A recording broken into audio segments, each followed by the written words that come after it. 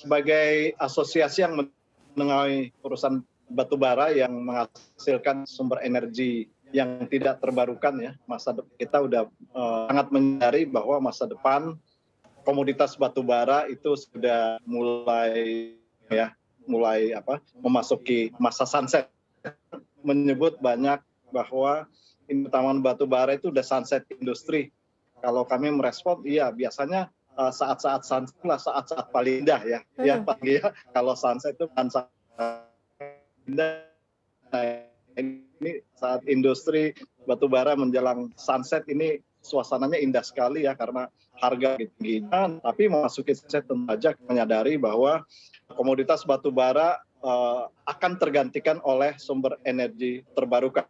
Apa yang disampaikan oleh Bapak Presiden tadi ini tentu saja sinyal kuat bahwa penggunaan batubara akan dibatasi. Tapi kami juga sebagai asosiasi mitra pemerintah tentu menghargai dan memilih kebijakan pemerintah. Namun yang saya ingin sampaikan bahwa pemerintah tentu saja sudah mempertimbangkan banyak hal. Bara kita lihat 2 tahun terakhir ini khususnya ya 2 tahun terakhir ini kontribusinya sangat besar ya bagi perekonomian nasional. Dan kalau kita lihat ke depannya dalam 1 dekade ke depan ini kemungkinan demand batu bara ya bukan hanya di dalam negeri tapi di overseas juga ini masih kuat. Jadi tentu saja pemerintah ini mempertimbangkan dalam negeri ini kita mematuhi komitmen untuk pengurangan emisi bagian dari Paris Agreement. Di sisi lain komoditas batu bara jika masih memiliki peluang saja pemerintah juga akan mempertimbangkan. Jadi lebih ke trade off ya batu bara dalam negeri mungkin pemanfaatannya nanti gradually berkurang pada tahap tertentu, tapi seiring dengan menguatnya, masih kuatnya demand di beberapa negara, tentu saja ini pemerintah masih mempertimbangkan. Jadi kami melihat secara umum perlahan-lahan akan tergantikan tentu saja, tapi kita masih memiliki window yang tidak lama lagi ya untuk kita manfaatkan. Nah, disinilah pentingnya kebijakan bagaimana agar bagi penghasil batu bara ini bisa dapat dimaksimalkan dalam menuju transisi energi ke depannya. Saya kira itu kuncinya. Terima kasih. Baik, Pak Singgi, kalau dari Anda seperti apa? Ketika pemerintah melarang pembangunan PLTU berbahan bakar batu bara, ya dampaknya terhadap permintaan batu bara di dalam negeri nanti akan seperti apa nih, Pak Singgi? Terima kasih, Mbak Maria. Kalau kita melihat apa yang dipertegas oleh Presiden, itu tentunya terkait dengan NDC ya. Tentunya komitmen kita di dalam mengurangi NDC sehingga kita melihat bagaimana komitmen terhadap net zero carbon di tahun 2060.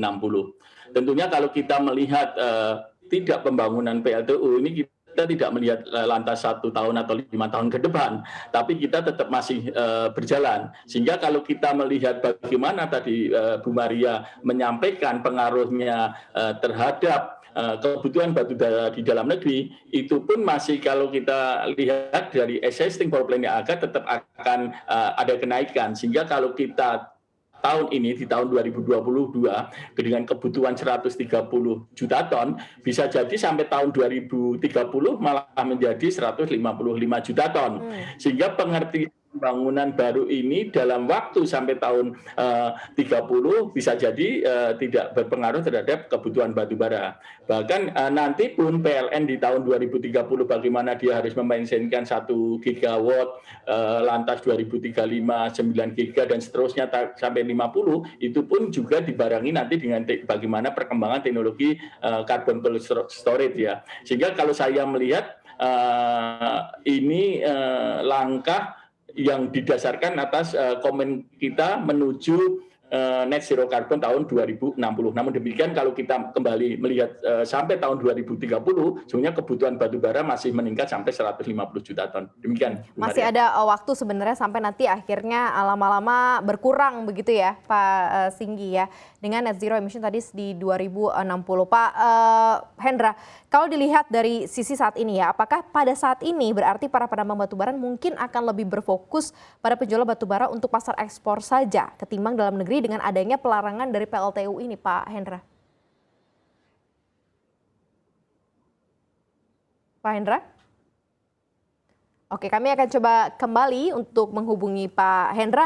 Saya balik lagi deh ke Pak Singgi ya. Dengan adanya momentum ini, dengan adanya pelarangan PLTU batubara ini, apakah ini juga menjadi momentum pemanfaatan energi baru terbarukan dan menjadi momentum juga untuk senjakala energi fosil berubah, berganti? Karena memang dunia kan sudah bergeser ke energi bersih ya, atau green energy, Pak Singgi. Ya, kalau kita melihat benar pengaruhnya ada, memang kalau kita melihat komitmen di tahun 2025 kan kita komitmen EBT sampai 23% dan saat ini kan baru sekitar 12 something, mungkin sampai 13%, sehingga memang ada upaya untuk meningkatkan EBT. Namun demikian kalau kita melihat tadi pertanyaannya apakah ini impact orang lantas ekspor, ini juga kita juga melihat memang ada potensi ekspor tambahan seperti Cina tambahan, demikian juga Eropa sekarang menambah dibandingkan tahun lalu. Namun demikian bahwa domestik itu telah dipastikan ada, dan ini memang kalau saya melihat jor-jorannya produksi bukan lantas kita jor-joran untuk ekspor, karena mau tidak mau kan pemerintah di dalam menetapkan produksi bukan pada wilayah korporasi, namun juga pada wilayah ruang kebijakan pemerintah. Seperti di tahun ini pemerintah menetapkan produksi pada level 663 juta ton dan sudah ditetapkan untuk produksi di dalam negeri 165 ton, sehingga memang tetap akan polanya seperti itu, Mbak, sehingga walaupun ada tambahan katakan Eropa sekarang menambah dibandingkan tahun kemarin, katakan Eropa sampai pertahanan ini jauh ya lebih tinggi, misalnya 2,2 juta ton sampai Juli dibandingkan tahun yang 100 juta ton, sehingga saya melihat jor-jorannya itu tidak seperti itu, sehingga kalau kita melihat pun seperti Cina dan India pun dia juga akan berkomitmen, walaupun India target untuk net zero carbon di 2070 dan Cina di 2060, sehingga nantinya pun di 2025 seperti Pak Indra Sunsetnya itu bisa jadi kejadian balance kita ekspor menambah atau flat itu justru di tahun 2005-2026, di mana India dan Cina juga akan menetapkan pada batasan level produksi, seperti di Cina akan menetapkan batasan level konsumsi di dalam negeri adalah di 4,3 miliar. Baik. Demikian. Oke. Ya. Saya kembali lagi ke Pak Hendra. Pak Hendra sudah bergabung bersama kami kembali. Oke, Pak Hendra. Tadi saya sempat tanyakan, kalau seandainya memang PLTU batubara baru sudah tidak ada lagi begitu ya, dan sekarang kalau kita lihat dari sisi penambang batubara, apakah nantinya akan lebih fokus untuk penjualan batubara untuk pasar ekspor saja ketimbang di dalam negeri dengan adanya larangan pembangunan PLTU ini, Pak Hendra? Iya, yang saya sampaikan di awal tadi tentu yang Pak Singgi juga sampaikan ya. Pemerintah dalam membuat kebijakan ini, tadi Presiden sudah mengeluarkan instruksi, ini tentu sudah mempertimbangkan banyak hal. Dan kalau kita lihat memang ini bagian dari upaya pengurangan emisi sebagai bagian dari kepatuhan terhadap energi. Namun kalau kita lihat emisi yang terbesar itu dihasilkan itu di power plant, di coal fire power plant.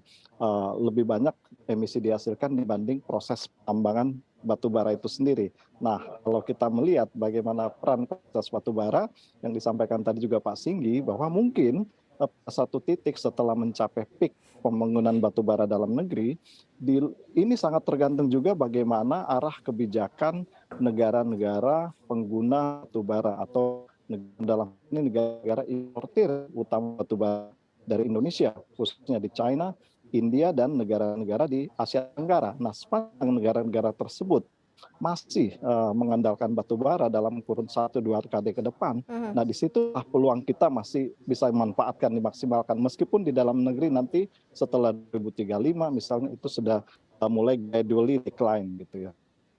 Oke, sebenarnya Pak Hendra kalau disambung sedikit ya, berapa besar sih porsi penjualan batubara untuk pembangkit listrik kalau dibandingkan dengan kebutuhan industri lain saat ini, Pak Hendra?